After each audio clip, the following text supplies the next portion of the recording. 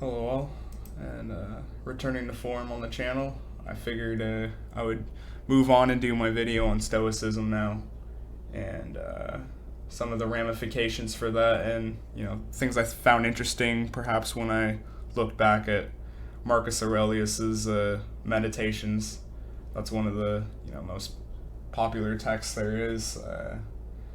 Usually for vain reasons, in my opinion. I think there's a lot more to offer than just this kind of self-help, kind of sigma male kind of meme. You can just imagine like the Sigma with his Marcus Aurelius fucking copy of fucking Meditations, but I'm fucking around here, but I think one of the first things that we would talk about is how the Stoic attitude of nature being orderly and having an actual setting within the cosmos, and that there's a logical reason for why material perceptions are the way they are. And another thing that I kind of found interesting, actually, just as a little offshoot here in Marcus's meditations themselves, is his kind of like death accepting attitude that he has towards really life in general, which is kind of funny because he mentions about even great men or even wanting to kind of have a legacy really beyond just your material life and the material life of the people around you. You're just going to be forgotten eventually. It's just kind of funny because, this text is fucking old as can be, and this is late stage Western civilization analyst looking for answers himself through another late stage civilization. And so, in that regard, it is kind of interesting to maybe look at it like that. But he does kind of have the way he looks at death and this kind of acceptance of, well, it's inevitable for everyone, and what would it really do to your character overall, which is kind of somewhat questionable to me, but nonetheless, in his observations, he doesn't see death as a big deal and something worth troubling your character over. And so why would you should have indifference to it. And there is this kind of acceptance that is kind of interesting that you can find within really the Stoics in general. The Stoics are materialists, but they do influence a lot of theologian ideas later, because the materialism, of course, is ordered in this ordered cosmos, and Logos is God, or at least he's implicated as such in a lot of these texts as they move on through the ages.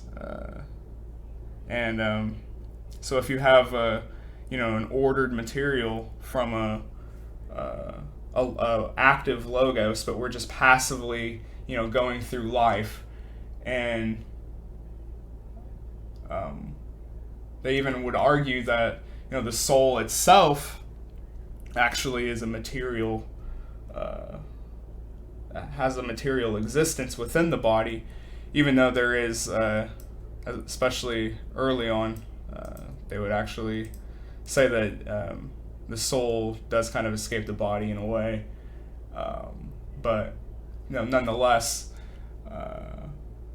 when you reproduce, you're the Father is creating life, and I think that's actually interesting to look at in kind of the contemporary debates today, and the association of life and the fetus, and if there's a material soul within our material body, which kind of sounds weird today, of course, but there is that kind of remnants of the theological implications for why reproduction would be looked at as such in Christian thought later on. I think that could be tied in to here. And I think the Stoics, and as you will see throughout the video with their kind of influence, it stretches far and wide. It affects Locke and our thought as well, in a number of ways. And going back to my last video, when we were talking about the Cynics, and the Cynics are influential to the Stoics because they're kind of wanting to return to simplicity. They want peace of mind, the hedonism of pleasure and pain when the Greek city-states are fallen. This was something to be revered in philosophy because everyone kind of wants to fix their life because it's in shambles. Everything around them, there's not much hope. So trying to find texts and trying to find ways of life to emulate is actually an interesting parallel to maybe draw to today as well. But I think this kind of minoritarian mindset, right? They kind of set the stage for future implications and looking to try to find reason within this chaos. You can dispute obviously their claims, but it's the kind of, in comparison to other schools of thought at this time, right? The Stoics are obviously one of the few that actually are trying to sort of look beyond just nihilism, and sure, they're materialists, but there's also a really interesting particular passage that Marcus has, I think, in book 1 or book 2, where he talks about crossing the river. You don't ever cross a river twice with your feet, because the river, metaphorically, at least in this passage in particular, is time itself that's passing by. And I think this is actually kind of really interesting because it made me think of Kant and secondary qualities, and how there isn't actually any primary quality to these things, because they're all basically subjective.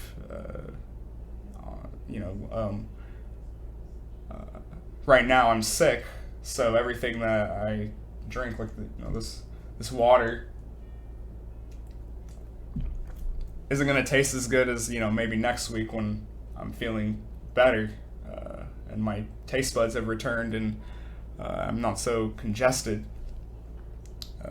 So my taste will be different, and I think that's kind of funny that kind of stuck out to me while I was reading Meditations. But I think, speaking of senses, though, one of the things that actually does influence later thought, in particular with Locke and Descartes, is the impression of senses and what that means. And so if knowledge and epistemology is just these impression of your senses, then that's how you kind of lay the framework for how you come up with tabula rasa, as Locke does, where you have the blank slate, sort of nature versus nurture, definitely siding more towards nurture and upbringing and your impression of the world from how you actually take it in, and those sort of thoughts and ideas that come about later on in the 18th century with sense. But of course, I think one of the big takeaways, of course, to get away, that's kind of self-evident with why you would make this video to begin with, is appreciating not being moved and sort of co-opted beyond actually looking for reason and logic, and not getting so worked up on all these kind of psyops that we're always talking about being thrown at us right on Twitter and these other places. So I think that would really do it for this video. Glad I was able to get this out this week, since this was like the longest period of time I went without making one, since I actually got sick this week, looking at a Delta variant survivor. I'm assuming, I mean, I don't have, didn't get a test or anything, but I would assume that's what I got. But yeah, all good fun. I'll see you guys for the next one.